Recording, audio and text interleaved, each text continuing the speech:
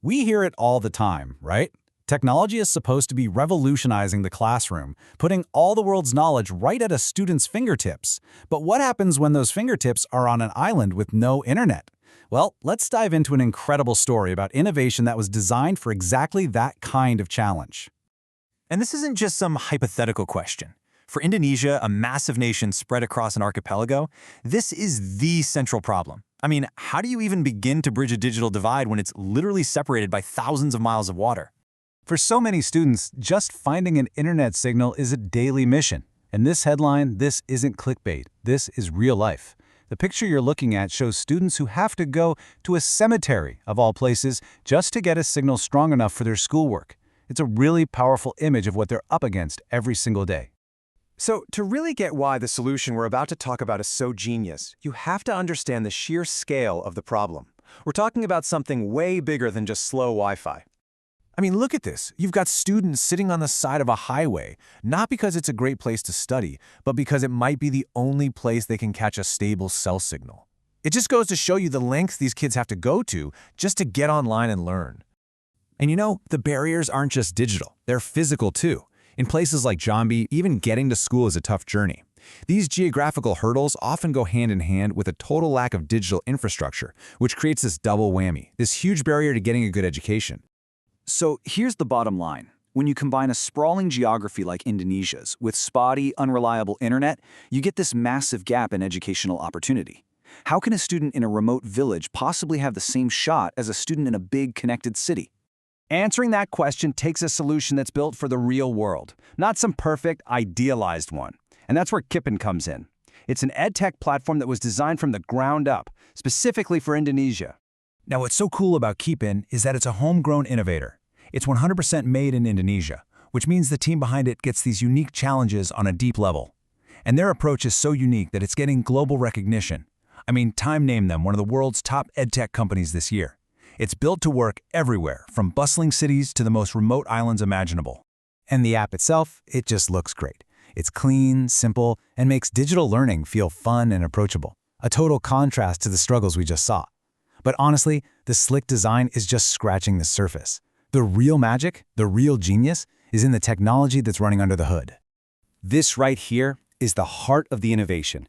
The creators of Kipin knew that a purely online system would just leave millions of kids behind. So, what did they do? They built a hybrid system. This simple diagram just perfectly captures the whole idea. Kipin is all about building a bridge between the online world that some have access to and the offline reality where most students actually live and learn. Instead of forcing schools to pick one, it gives them the best of both. Okay, let's break this down because it's super clever. On one side, you have schools with stable internet. For them, there's Kipin School Pro. It's a cloud-based system that runs on super reliable Amazon servers, perfect for everyday digital learning. But what about all those thousands of other schools? That's where the other side comes in, Kipin Classroom and Kipin Max. These are actual physical devices that create a local server, like a digital library, inside the school, so you don't need the internet for day-to-day learning. This hybrid approach is exactly what makes Kipin the perfect answer for a country as diverse as Indonesia. And here's what that offline solution actually looks like. These boxes, the Kipin Classroom and Kipin Max, are basically a library in a box. They create a local Wi-Fi network inside the school, giving every student access to thousands of books, videos, and tests, all without ever needing to connect to the outside internet. So if all that amazing content is on a device at school, how do students actually get it onto their own phones or tablets? Well, this is where Kipin's most clever feature comes into play. It's an absolute game changer. It's called Download and Go, and it is beautifully simple. Step 1, a student connects to a Wi-Fi signal. That could be from the Kipin Classroom box at school or anywhere else they can find one. Step 2, they download everything they need for the week, all the books, videos, practice quizzes, you name it. And step 3, the best part, they can then study all of that material anytime, anywhere, completely offline. It uses zero data. And the impact of this is just huge. Think about it. Families save a ton of money on mobile data, which can be a massive expense. To make it even easier, schools can set up these things called edu spots, basically free Wi-Fi zones just for downloading Kipin content. Suddenly, learning isn't tied to having a constant, expensive internet connection anymore. It gives the power and the control right back to the student. So, when you put all these pieces together, what do you really have? Well, it's way more than just an app. It's a whole educational ecosystem that's designed for the future. And the scale here is wow. We're not just talking about a few dozen PDFs. We're talking about more than 60,000 different learning materials. Everything from textbooks and videos to even literacy comics. It's a massive digital library.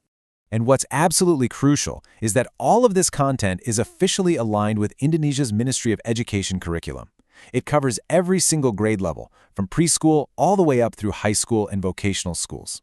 This makes it a seamless, powerful tool for teachers to use in their classrooms. And you know, this isn't just a theory or a pilot program. It's already happening. Kipin is being used in over 3,000 schools, and they're specifically targeting the most remote and underserved regions. And while that's an amazing start, their vision, their goal, is to bring this solution to all 300,000 schools across Indonesia. They're literally turning educational disparity into a new digital opportunity. This quote from Kipin's Chief Business Officer, Stefana Yuli, really says it all, doesn't it? For the team at Kipin, this isn't just about making things more convenient. They truly believe that digitizing education is an absolute necessity to prepare the next generation for whatever the future holds. It leaves you with a really powerful thought. The Kipin model was born out of the unique challenges of an archipelago, but its core ideas, like using hybrid systems and putting access first, are universal.